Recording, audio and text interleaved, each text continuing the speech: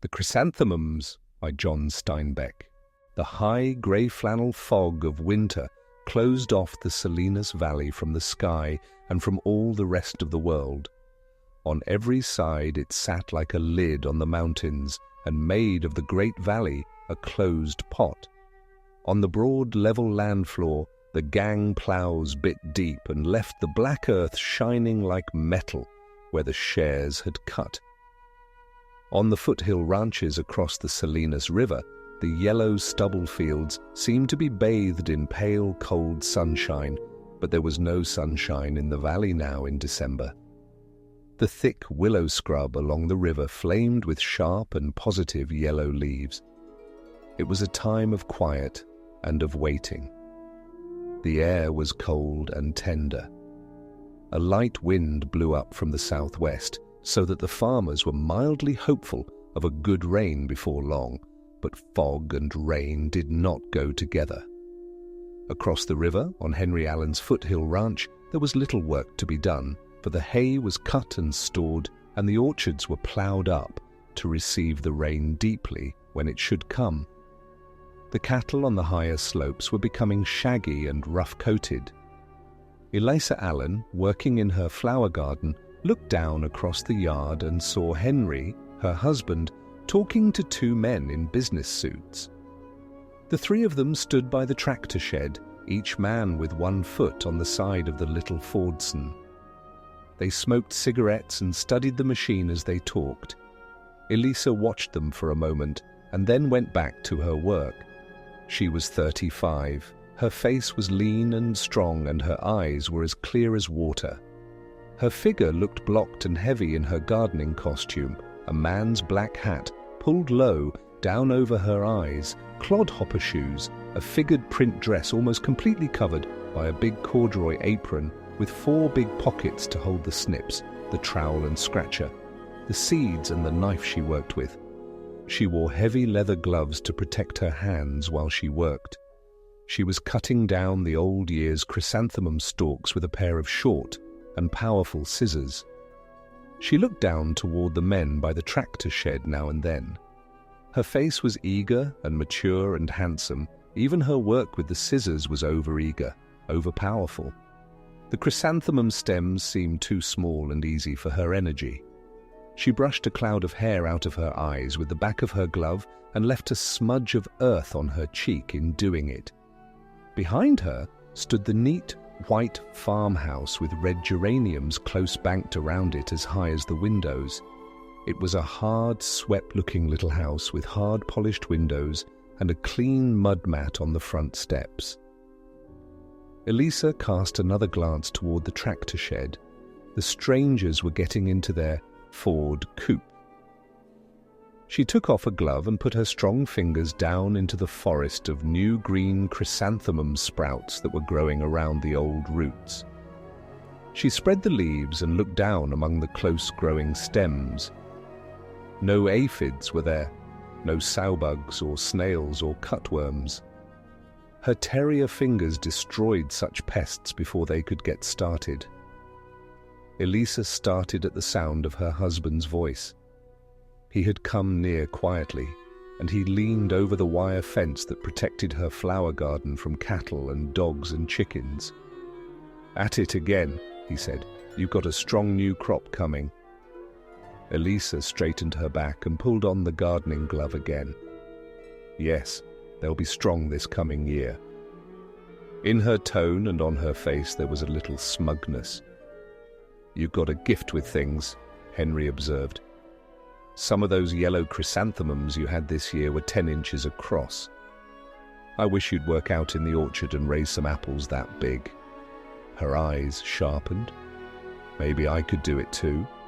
I've a gift with things, all right. My mother had it. She could stick anything in the ground and make it grow. She said it was having planters' hands that knew how to do it." "Well, it sure works with flowers," he said. "Henry, who were those men you were talking to?"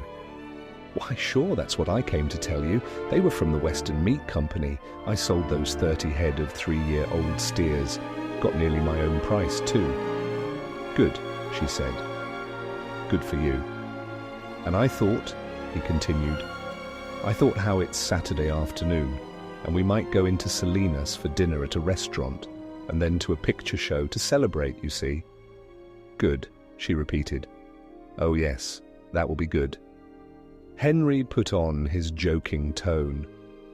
"There's fights tonight. How'd you like to go to the fights?" "Oh no," she said breathlessly. "No, I wouldn't like fights." "Just fooling, Elisa. We'll go to a movie. Let's see. It's 2 now. I'm going to take Scotty and bring down those steers from the hill. It'll take us maybe 2 hours. We'll go into town at about 5 and have dinner at the Camino's Hotel. Like that?" "Of course I'll like it.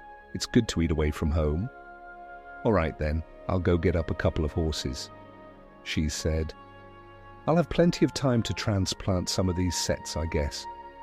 She heard her husband calling Scotty down by the barn, and a little later she saw the 2 men ride up the pale yellow hillside in search of the steers. There was a little square sandy bed kept for rooting the chrysanthemums. With her trowel she turned the soil over and over and smoothed it and patted it firm. Then she dug 10 parallel trenches to receive the sets. Back at the chrysanthemum bed, she pulled out the little crisp shoots, trimmed off the leaves of each one with her scissors, and laid it on a small, orderly pile. A squeak of wheels and plod of hooves came from the road. Elisa looked up. The country road ran along the dense bank of willows and cottonwoods that bordered the river, and up this road came a curious vehicle, curiously drawn. It was an old spring wagon with a round canvas top on it like the cover of a prairie schooner. It was drawn by an old bay horse and a little grey and white burro. A big stubble-bearded man sat between the cover flaps and drove the crawling team. Underneath the wagon, between the hind wheels, a lean and rangy mongrel dog walked sedately. Words were painted on the canvas in clumsy, crooked letters. Pots, pans, knives, scissors, lawn mowers fixed. 2 rows of articles and the triumphantly definitive fixed below. The black paint had run down in little sharp points beneath each letter. Elisa, squatting on the ground, watched to see the crazy, loose-jointed wagon pass by. But it didn't pass. It turned into the farm road in front of her house, crooked old wheels skirling and squeaking.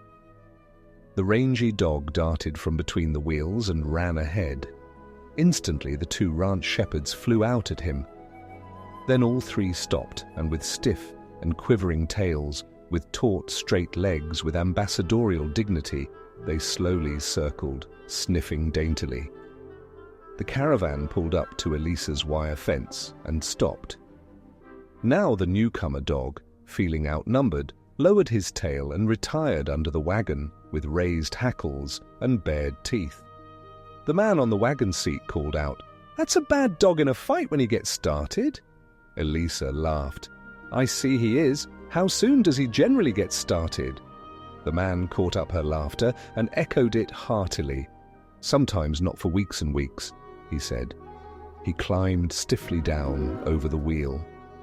The horse and the donkey drooped like unwatered flowers. Elisa saw that he was a very big man. Although his hair and beard were greying, he did not look old. His worn black suit was wrinkled and spotted with grease.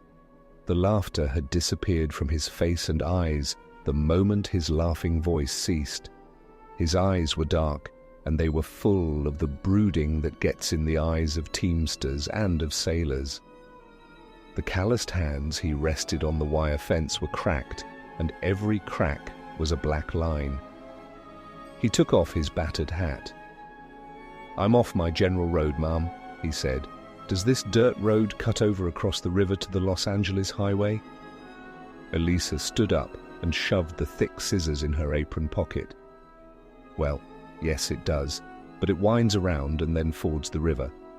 I don't think your team could pull through the sand," he replied, with some asperity.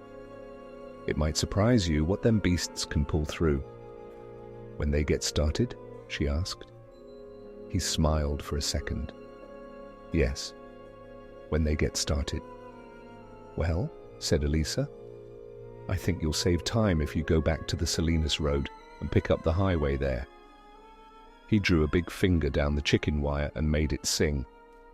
"I ain't in any hurry, Ma'am. I go from Seattle to San Diego and back every year. Takes all my time, about 6 months each way. I aim to follow nice weather." Elisa took off her gloves and stuffed them in the apron pocket with the scissors. She touched the under edge of her man's hat, searching for fugitive hairs. "That sounds like a nice kind of a way to live," she said. He leaned confidentially over the fence. "Maybe you noticed the writing on my wagon. I mend pots and sharpen knives and scissors. You got any of them things to do?" "Oh, no," she said quickly. "Nothing like that." Her eyes hardened with resistance. "Scissors is the worst thing," he explained. "Most people just ruin scissors trying to sharpen them, but I know how. I got a special tool. It's a little bobbit kind of thing and patented, but it sure does the trick." "No, my scissors are all sharp." "All right then, take a pot," he continued earnestly. "A bent pot, or a pot with a hole. I can make it like new, so you don't have to buy no new ones. That's a saving for you." "No," she said shortly. "I tell you I have nothing like that for you to do." His face fell to an exaggerated sadness. His voice took on a whining undertone. "I ain't had a thing to do today. Maybe I won't have no supper tonight. You see, I'm off my regular road. I know folks on the highway clear from Seattle to San Diego. They save their things for me to sharpen up because they know I do it so good and save them money." "I'm sorry," Elisa said irritably. "I haven't anything for you to do." His eyes left her face and fell to searching the ground. They roamed about until they came to the chrysanthemum bed where she had been working. "What's them plants, ma'am?" The irritation and resistance melted from Elisa's face. "Oh, those are chrysanthemums, giant whites and yellows. I raise them every year, bigger than anybody around here." "Kind of a long-stemmed flower. Looks like a quick puff of coloured smoke?" he asked. "That's it." "What a nice way to describe them." "They smell kind of nasty till you get used to them," he said. "It's a good bitter smell," she retorted. "Not nasty at all." He changed his tone quickly. "I like the smell myself." "I had 10-inch blooms this year," she said. The man leaned farther over, the fence. "Look, I know a lady down the road a piece has got the nicest garden you ever seen, got nearly every kind of flower, but no chrysanthemums. Last time I was mending a copper bottom wash tub for her. That's a hard job, but I do it good. She said to me, 'If you ever run across some nice chrysanthemums, I wish you'd try to get me a few seeds.' That's what she told me." Elisa's eyes grew alert and eager. She couldn't have known much about chrysanthemums. You can raise them from seed, but it's much easier to root the little sprouts you see there. "Oh," he said, "I suppose I can't take none to her then." "Why, yes, you can," Elisa cried. "I can put some in damp sand, and you can carry them right along with you. They'll take root in the pot if you keep them damp. And then she can transplant them." "She'd sure like to have some, Ma'am. You say they're nice ones?" "Beautiful," she said. "Oh, beautiful." Her eyes shone. She tore off the battered hat and shook out her dark, pretty hair. "I'll put them in a flower pot, and you can take them right with you. Come into the yard."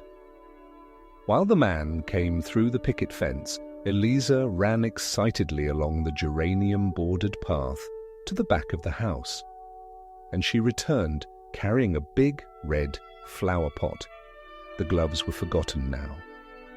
She kneeled on the ground by the starting bed and dug up the sandy soil with her fingers and scooped it into the bright new flower pot. Then she picked up the little pile of shoots she had prepared. With her strong fingers, she pressed them into the sand and tamped around them with her knuckles. The man stood over her. "I'll tell you what to do," she said.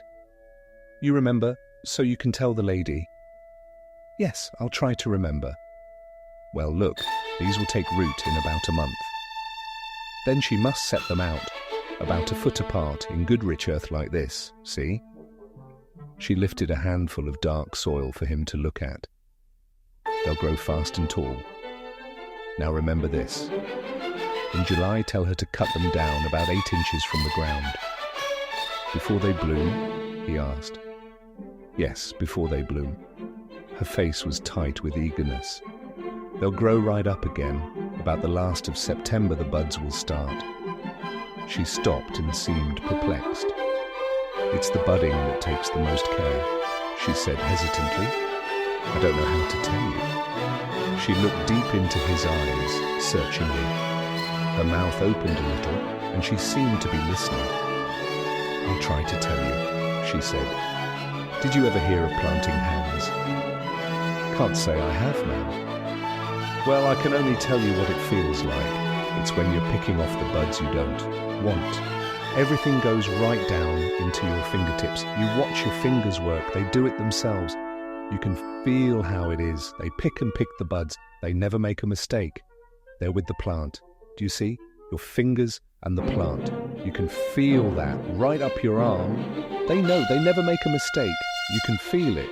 When you're like that, you can't do anything wrong. Do you see that? Can you understand that? She was kneeling on the ground, looking up at him. Her breast swelled passionately. The man's eyes narrowed. He looked away self-consciously. Maybe I know, he said. Sometimes in the night in the wagon there. Elisa's voice grew husky. She broke in on him. I've never lived as you do, but I know what you mean. When the night is dark, why, the stars are sharp-pointed, and there's quiet. Why, you rise up and up. Every pointed star gets driven into your body. It's like that, hot and sharp and lovely. Kneeling there, her hand went out toward his legs in the greasy black trousers. Her hesitant fingers almost touched the cloth. Then her hand dropped to the ground. She crouched low, like a fawning dog. He said, It's nice, just like you say. Only when you don't have no dinner, it ain't. She stood up then, very straight, and her face was ashamed.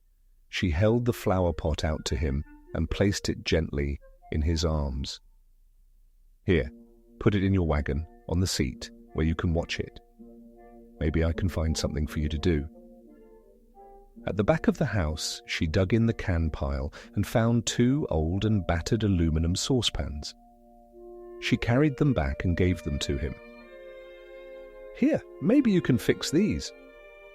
His manner changed. He became professional. Good as new, I can fix them. At the back of his wagon, he set a little anvil, and out of an oily toolbox dug a small machine hammer. Elisa came through the gate to watch him while he pounded out the dents in the kettles. His mouth grew sure and knowing. At a difficult part of the work, he sucked his underlip. You sleep right in the wagon? Elisa asked. Right in the wagon, ma'am. Rain or shine, I'm dry as a cow in there. It must be nice, she said. It must be very nice. I wish women could do such things. It ain't the right kind of a life for a woman. Her upper lip raised a little, showing her teeth. How do you know? How can you tell? She said. I don't know, ma'am, he protested. Of course I don't know. Now here's your kettles, done. You don't have to buy no new ones. How much?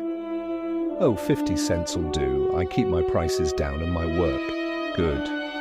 That's why I have all them satisfied customers up and down the highway. Elisa brought him a 50-cent piece from the house and dropped it in his hand. You might be surprised to have a rival sometime. I can sharpen scissors too, and I can beat the dents out of little pots. I could show you what a woman might do. He put his hammer back in the oily box and shoved the little anvil out of sight. It would be a lonely life for a woman, ma'am, and a scary life too, with animals creeping under the wagon all night. He climbed over the single tree, steadying himself with a hand on the burro's white rump. He settled himself in the seat, picked up the lines. "Thank you kindly, ma'am," he said. "I'll do like you told me. I'll go back and catch the Salinas Road." "Mind?" she called. "If you're long in getting there, keep the sand damp." "Sand, ma'am?" "Sand? Oh, sure. You mean around the chrysanthemums. Sure I will." He clucked his tongue. The beasts leaned luxuriously into their collars. The mongrel dog took his place between the back wheels. The wagon turned and crawled out the entrance road and back the way it had come, along the river. Elisa stood in front of her wire fence, watching the slow progress of the caravan. Her shoulders were straight, her head thrown back, her eyes half closed, so that the scene came vaguely into them. Her lips moved silently, forming the words, "Goodbye, goodbye." Then she whispered, "That's a bright direction. There's a glowing there." The sound of her whisper startled her. She shook herself free and looked about to see whether anyone had been listening. Only the dogs had heard. They lifted their heads toward her from their sleeping in the dust, and then stretched out their chins and settled asleep again. Elisa turned and ran hurriedly into the house. In the kitchen, she reached behind the stove and felt the water tank. It was full of hot water from the noonday cooking. In the bathroom, she tore off her soiled clothes and flung them into the corner. And then she scrubbed herself with a little block of pumice, legs and thighs, loins and chest and arms, until her skin was scratched and red. When she had dried herself, she stood in front of a mirror in her bedroom and looked at her body. She tightened her stomach and threw out her chest. She turned and looked over her shoulder at her back. After a while, she began to dress, slowly. She put on her newest underclothing and her nicest stockings, and the dress which was the symbol of her prettiness. She worked carefully on her hair, penciled her eyebrows and rouged her lips. Before she was finished, she heard the little thunder of hooves and the shouts of Henry and his helper as they drove the red steers into the corral. She heard the gate bang shut and set herself for Henry's arrival. His steps sounded on the porch. He entered the house calling, "Elisa, where are you?" "In my room, dressing. I'm not ready. There's hot water for your bath. Hurry up, it's getting late." When she heard him splashing in the tub, Elisa laid his dark suit on the bed and shirt and socks and tie beside it.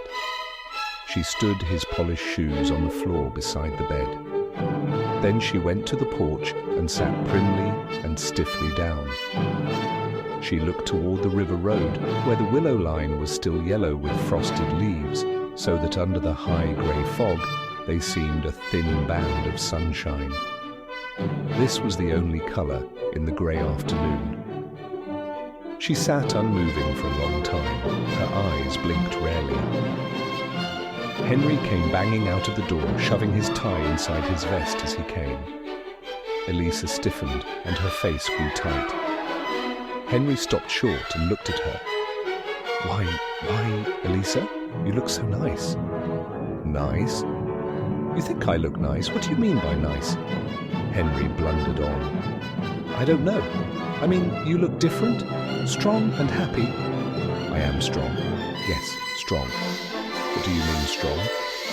He looked bewildered. "You're playing some kind of a game," he said helplessly. "It's a kind of a play. You look strong enough to break a calf over your knee, happy enough to eat it like a watermelon." For a second, she lost her rigidity. "Henry, don't talk like that. You didn't know what you said." She grew complete again.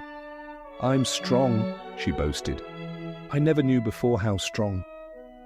Henry looked down toward the tractor shed, and when he brought his eyes back to her, they were his own again. "I'll get out the car. You can put on your coat while I'm starting." Elisa went into the house. She heard him drive to the gate and idle down his motor, and then she took a long time to put on her hat. She pulled it here and pressed it there. When Henry turned the motor off, She slipped into her coat and went out.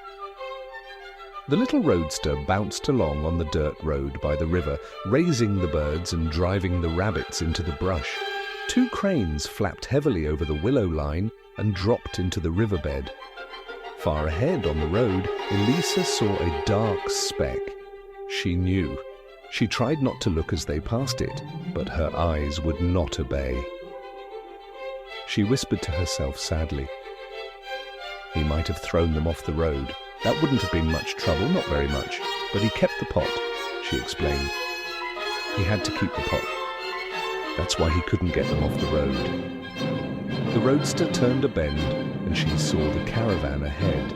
She swung full around toward her husband so she could not see the little covered wagon and the mismatched team as the car passed them.